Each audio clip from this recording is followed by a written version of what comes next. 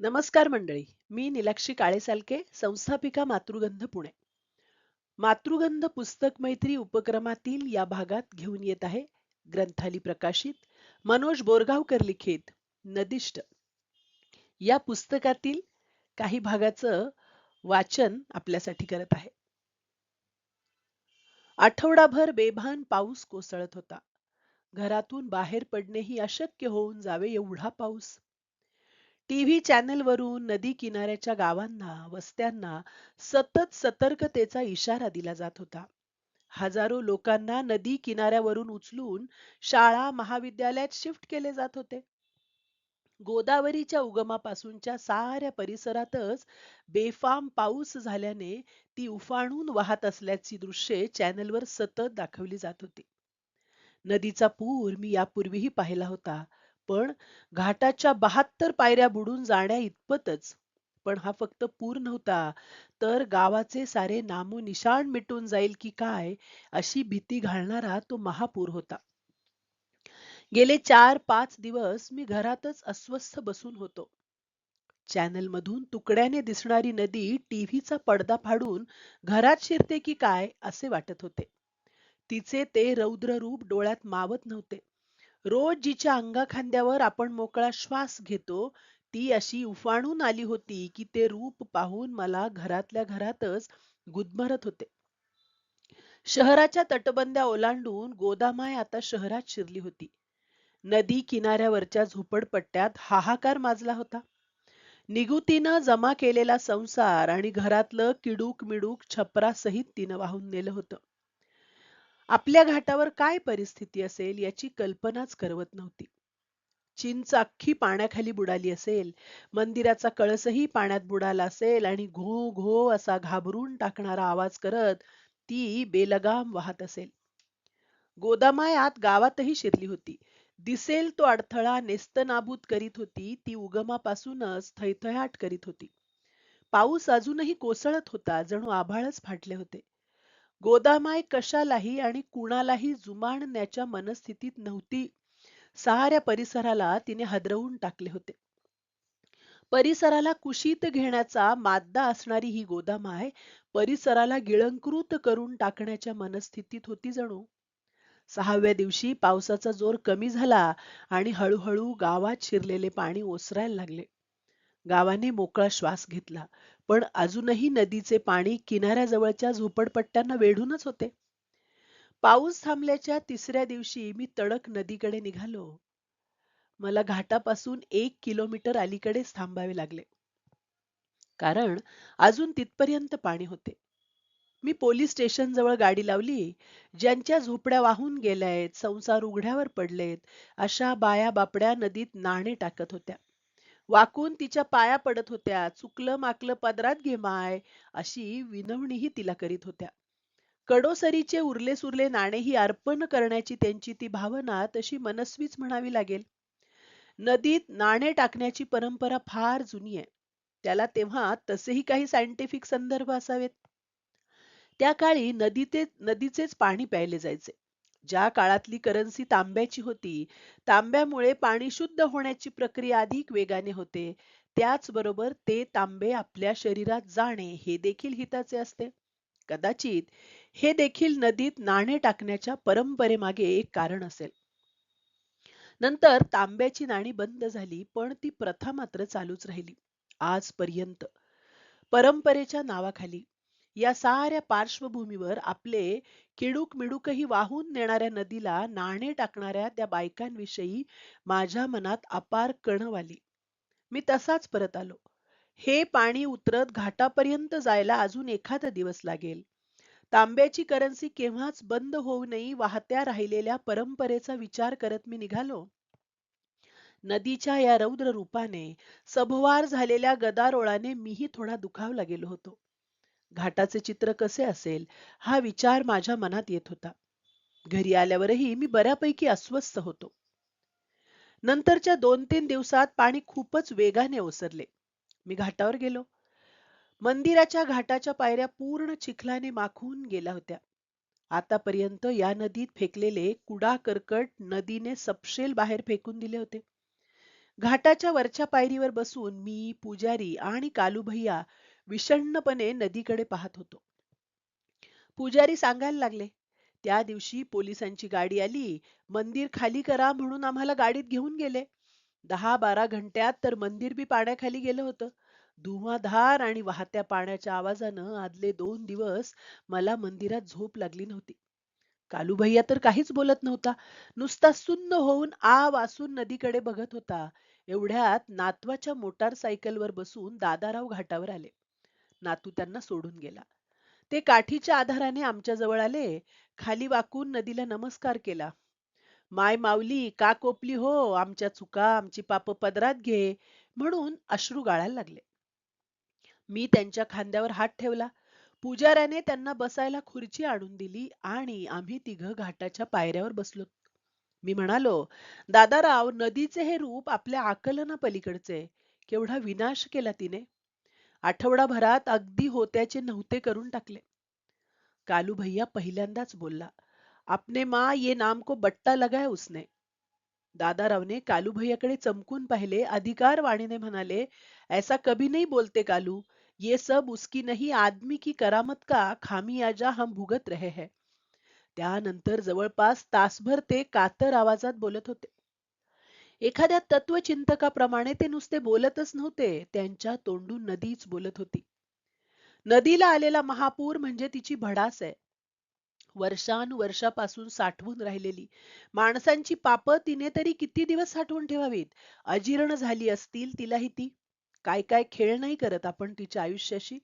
तिच्या खळखळणाऱ्या प्रवाहाला जागोजागी बांध घालून आपण तिला वेसण घालतो. बांध घालायलाही तिची हरकत नसते, पण तिच्या सोयीने तिच्या अंगोपांगाला, वाहण्याला इजा होणार नाही, किमान याची तरी दखल आपण घेतली पाहिजे. आपण तेही करत नाही.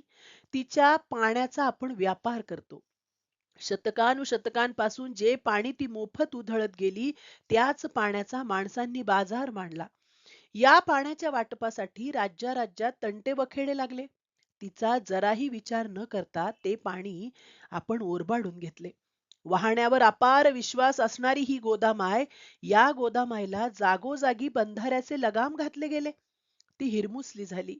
जागोजागी साचून राहू लागली. युगानुयुगापासून अमाप आणि फुकट असणाऱ्या या पाण्यावरही टॅक्स लागला. तिच्या गाभ्याला इजा होईपर्यंत वाळूचा उपसा केला. काय करायचे बाकी ठेवले आपण? एवढ्या कातर आवाजात आणि कळकळीने दादाराव बोलत होते, जणू ते नदीचे अंतरंगच खोलत होते. मी, पुजारी आणि कालूभैया अवाक होऊन ऐकत होतो. ते पुन्हा बोलायला लागले, ती तरी काय करणार रे? आपली सारी पापं अशीच तिच्या पोटात साचून राहिली असती, तर या पापाच्या ओझ्याने तीही गडप होऊन गेली असती. आणि तसे झाले तर आपणही शिल्लक शिल्लक राहणार आहोत का? तिचा व्यापार करून आपण तिच्या गळ्यालाच नख लावायला लागलो तर ती किती काळ निमूट बसणार? ती उफाणून आली. बरेच झाले. एक इशाराही दिला तिने आपल्याला. या वरकरणी वाटणाऱ्या विनाशातही ती जीवनच पेरत राहते. बाबांनो, तिच्या या महापुरामुळे सभोवतालच्या जमिनीत खोल गेलेली पाण्याची पातळी वाढते. माशांची आमाप पीक येते. शेतातल्या मातीत या नदीच्या पाण्याचे गुणधर्म मिसळतात आणि ती पुन्हा ताजीतवानी होते. म्हणजे महापुरातही ती आपल्याकडून जे घेऊन जाते त्याच्या दाम दुपटीत जीवन पेरून जाते. अर्धांड मुलाच्या कानफटात मारतानाही त्याला इजा होण्यापेक्षा तो सुधारावा, ही जशी आईची भावना असते, अगदी तशीच भावना महापुरातल्या नदीची असते. तिला जीवन उद्ध्वस्त करायचे नसते, तर पुनरुज्जीवन करायचे असते. पण जेव्हा जेव्हा तिच्यावरील अत्याचाराचा अतिरेक होतो, तेव्हा सारी कायनात तिच्या बाजूने उभी राहते. आकाश धो धो कोसळायला लागतं, ती बेलगाम होऊन वाहायला लागते. मग ना घर पाहते ना दार, ना वस्ती पाहते ना गाव. दादारावच्या बोलण्याने आम्ही तिघेही अवाक झालो होतो. आमच्या तिघांच्या मेंदूकडे पोहोचणारे मेसेज जरी आमच्या बुद्धीच्या कुवतीनुसार वेगळे असले, तरी या महापुरानं आमच्या मनात निर्माण झालेली नदीविषयीची किलमिशे पार गळून गेली होती. गोदामाईविषयी अपार करुणा दाटून आली होती. कदाचित दादारावचे सगळेच बोलणे कोणत्याही शास्त्रीय निकषात बसणारे नसेलही, पण आमच्या भावनेच्या पातळीवर मात्र ते बोलणे स्वार होऊन बसले होते. ते एखाद्या रॅग फिलॉसॉफर सारखे बोलत होते. 70 वर्षाच्या नदीवरच्या मुसाफिरीतून तयार झालेले ते एक भावनिक आत्मगत होते. कदाचित तर्काच्या कसोट्या लावूनच जगणाऱ्या माणसांसाठी ते बोलणे निरर्थकही असू शकेल, पण भावनेची निकष महत्वाचे मानणाऱ्यांसाठी तो फार गंभीर इशारा होता. दादारावसाठी नदी जिती जागती होती. तिला भावभावना होत्या. ती वाहती होती आणि ती वाहती राहिली तरच जीवन वाहते राहील, या कळकळीतून ते बोलत होते. शेवटी आणखी कातर आवाजात ते निरोपाचं बोलायला लागले. मी 70 वर्षांपासून या नदीवर पोहतो, पण कधी तिच्या प्रवाहाची भीती नाही वाटली मला. मला माय नाही, पण तिने मायची उणीव कधी भासू दिली नाही. आम्ही जुनी माणसं. नदीवरचा दगडही उचलून नेताना दहादा विचार करतो, पण इथल्या व्यवस्थेने प्रगतीच्या नावाखाली पैशाच्या हव्यासापायी नदीच उचलून नेण्याचा घाट घातलाय.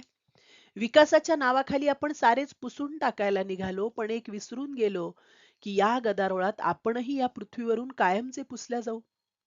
माझ्या 70 वर्षातल्या नदीवरच्या वावरातला हा चौथा महापूर. पण प्रत्येक महापुराबरोबर शहाणं होण्याऐवजी आपण अधिकच वेडे होत चाललोत. आता फार काही पाहायची इच्छा राहिली नाही बघ.